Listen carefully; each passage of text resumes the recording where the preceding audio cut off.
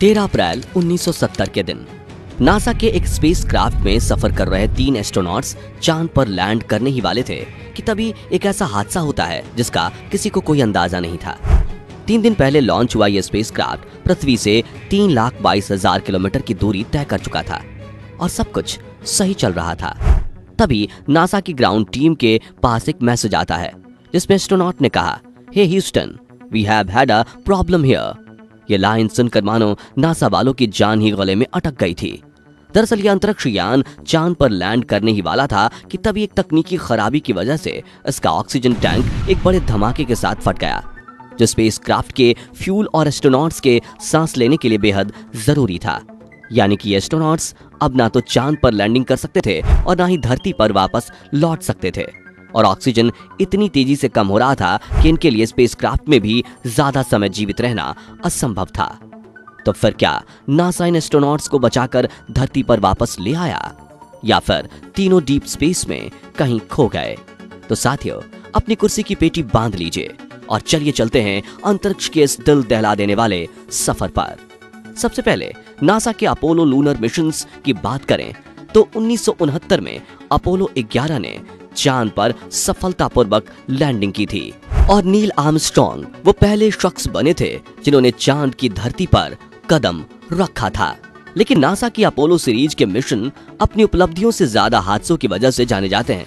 जैसे कि अपोलो 11 में लूनर लैंडिंग के वक्त लैंडर में फ्यूल ही खत्म हो चुका था, लेकिन सिचुएशन को संभालते हुए नील आर्मस्ट्रॉन्ग ने जल्दी से लैंडिंग के लिए एक सही जगह चुनी और जैसे तैसे करके लैंडर को सही सलामत चांद की सतह पर पहुंचाया। जिसके बाद अपोलो 12 के लॉन्च के दौरान रॉकेट पर बिजली गिर गई थी, जिसने रॉकेट के सभी इलेक्ट्रिकल सिस्टम को एक पल में बंद कर दिया था। लेकिन किसी को नहीं पता था कि अपोलो 13 में इतना बड़ा हादसा होगा कि एस्ट्रोनॉट्स की जान पर बन आएगी।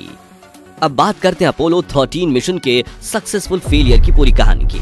अप्रैल 1970 में नासा ने चांद को और ज्यादा एक्सप्लोर करने के लिए अपने अपोलो 13 मिशन को लॉन्च किया, जिसमें एस्ट्रोनॉट्स को चांद पर मौजूद काफी बड़े गड्ढे फ्रामेरो में लैंड करना था और रिसर्च कंडक्ट करना था। इस मिशन में कमांडर जेम्स लोवेल के साथ 2 मॉड्यूल पायलट जॉन सवाइगर्ट और फ्रेड हेज को चांद पर जाने के लिए ट्रेनिंग दी गई थी और चुना गया था। 11 अप्रैल 1970 के दिन ये तीनों नासा के स्पेसक्राफ्ट में बैठकर John F Kennedy space centre से चांद के लिए रवाना होते हैं। ये तीनों एस्ट्रोनॉट्स जिस स्पेसक्राफ्ट में बैठकर चांद पर जा रहे थे उसके मुख्य 3 हिस्से थे, जिसमें से पहला कोन शेप का यह हिस्सा कमांड मॉड्यूल था। इसी में तीनों एस्ट्रोनॉट्स रहने वाले थे, जिसे वाटर, ऑक्सीजन और इलेक्ट्रिसिटी दूसरा हिस्सा यानी सर्विस मॉड्यूल प्रोवाइड करने वाला था। इसी मॉड्यूल में स्पेसक्राफ्ट का इंजन और ऑक्सीजन टैंक मौजूद था और स्पेसक्राफ्ट का तीसरा हिस्सा लूनर मॉड्यूल के नाम से जाना जाता था, जिसका काम एस्ट्रोनॉट्स को चांद पर ले जाना और वापस लाना था। इस मिशन में नासा का प्लान ये था कि पहले ये स्पेसक्राफ्ट धरती की ऑर्बिट से निकलकर चांद की ऑर्बिट में एंटर करके रोटेशन करेगा। फिर 2 एस्ट्रोनॉट्स लूनर मॉड्यूल में बैठकर चांद पर जाएंगे और तीसरा स्पेसक्राफ्ट में बैठकर बाकी प्रोसेस को संभालेगा। फिर चांद के सैंपल कलेक्ट करने के बाद ये दोनों एस्ट्रोनॉट्स फिर से लूनर मॉड्यूल में बैठकर चांद के ऑर्बिट में आ जाएंगे और लूनर मॉड्यूल को स्पेसक्राफ्ट से जोड़कर अपने साथी से मिलेंगे। फिर ये तीनों फिर से धरती पर वापसी करेंगे, लेकिन इन्हें ये नहीं पता था कि चांद पर लैंडिंग करना तो दूर की बात, बल्कि ये ऐसे खतरनाक हादसे का शिकार होने जा रहे हैं जिसके बारे में इन्होंने कभी सोचा भी नहीं होगा। दरअसल मिशन शुरू होने के 55 घंटे बाद ये तीनों एस्ट्रोनॉट धरती से करीब 3 लाख किलोमीटर दूर पहुंच चुके थे और इनमें से 2 एस्ट्रोनॉट्स लोवेल और हेज लूनर लैंडिंग की तैयारी में जुट चुके थे। वहीं तीसरा एस्ट्रोनॉट जॉन सवाइगर्ट रूटीन चेकअप में लगा हुआ था। इस दौरान जैसे ही वो ऑक्सीजन टैंक के केबल को चेक करने का बटन प्रेस करता है तो इन्हें बड़ा झटका महसूस होता है और वो कुछ सोचते उसके पहले ही मास्टर अलार्म और इलेक्ट्रिक सिस्टम फेलियर की लाइट्स ब्लिंक करने लगती है। दरअसल स्पेसक्राफ्ट के सर्विस मॉड्यूल में मौजूद एक cracked wire highly flammable oxygen tank को छू रही थी। जैसे ही जॉन ने ऑक्सीजन टैंक का लेवल देखने के लिए बटन को प्रेस किया तो इलेक्ट्रिसिटी उस क्रैक्ड वायर से फ्लो होकर सीधा ऑक्सीजन टैंक तक पहुंची और वो ऑक्सीजन टैंक बुरी तरह से ब्लास्ट हो गया। इस हादसे की खबर लगते ही कमांडर जेम्स लोवेल ने धरती पर मौजूद नासा मिशन कंट्रोल से कांटेक्ट किया और कहा, hey Houston, we had a problem here, और ऑक्सीजन टैंक फटने की खबर दी, जो सुन नासा के कमांड सेंटर में भगदड़ मच गई, क्योंकि उन्हें ऐसा खतरनाक हादसा होने का अंजाम पता था। जिसके बाद नासा ने जब स्पेसक्राफ्ट के रियल टाइम डेटा को स्टडी किया तो उन्हें पता चला कि इस ब्लास्ट से न सिर्फ एक ऑक्सीजन टैंक पूरी तरह से ब्लास्ट हो चुका है, बल्कि दूसरे टैंक से भी ऑक्सीजन काफी तेजी से खत्म हो रहा है। दरअसल इस ब्लास्ट की वजह से दूसरे टैंक में भी छेद हो चुका था और उसमें से भी ऑक्सीजन गैस निकलकर अंतरिक्ष में गायब हो रही थी, जिसे कमांडर जेम्स लोवेल ने कमांड मॉड्यूल की खिड़की से देखा भी था। इतना ही नहीं, सर्विस मॉड्यूल में 3 में से 2 इलेक्ट्रिकल सप्लाईज भी बंद हो चुकी थी और इनके पास ना तो सांस लेने के लिए जरूरी ऑक्सीजन था और ना ही लूनर मॉड्यूल को चांद पर ले जाकर लैंड करने के लिए जरूरी फ्यूल। इतना ही नहीं, स्पेसक्राफ्ट में पीने का पानी भी हाइड्रोजन और ऑक्सीजन को मिलाकर बनाया जाता था, यानी अब इनके पास पानी तक नहीं था। ऐसे में ये तीनों समझ चुके थे कि हम बड़ी मुसीबत में फंस चुके हैं। वहां धरती पर भी नासा के कंट्रोल सेंटर की टीम काफी परेशान थी, क्योंकि एस्ट्रोनॉट्स ना तो धरती के पास थे और ना ही चांद के पास, बल्कि मिड स्पेस में कहीं फंसे हुए थे। लेकिन समस्याएं खत्म होने का नाम नहीं ले रही थी। दरअसल इस ब्लास्ट की वजह से स्पेसक्राफ्ट अपनी डायरेक्शन से भटक गया था। इसका मतलब ये था कि अगर इन्होंने जल्दी से अपनी डायरेक्शन को ठीक नहीं किया तो ये हमेशा के लिए डीप स्पेस में खो जाएंगे। लेकिन अब समस्याएं गिनने का नहीं, बल्कि समाधान ढूंढने का समय था।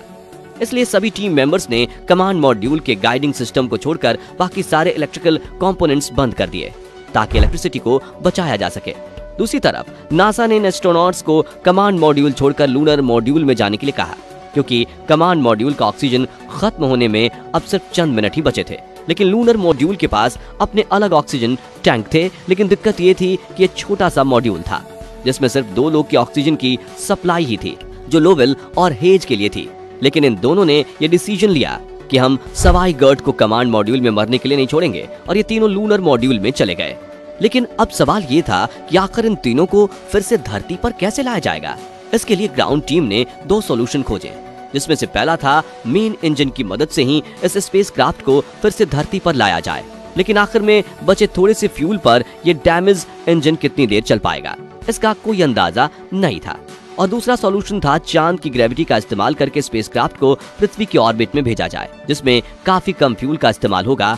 इसलिए उन्होंने दूसरे तरीके को ही चुना और नासा के कंट्रोल सेंटर ने स्पेसक्राफ्ट की डायरेक्शन और कितना फ्यूल इस्तेमाल करना है उसकी कैलकुलेशन करके एस्ट्रोनॉट्स को भेजी। जिसके बाद एस्ट्रोनॉट ने चांद की ऑर्बिट में खास पॉइंट पर पहुंचकर 35 सेकंड्स के लिए लूनर मॉड्यूल का इंजन चलाया और उनका भटका हुआ स्पेसक्राफ्ट फाइनली धरती की तरफ मुड़कर सही डायरेक्शन में पहुंचा।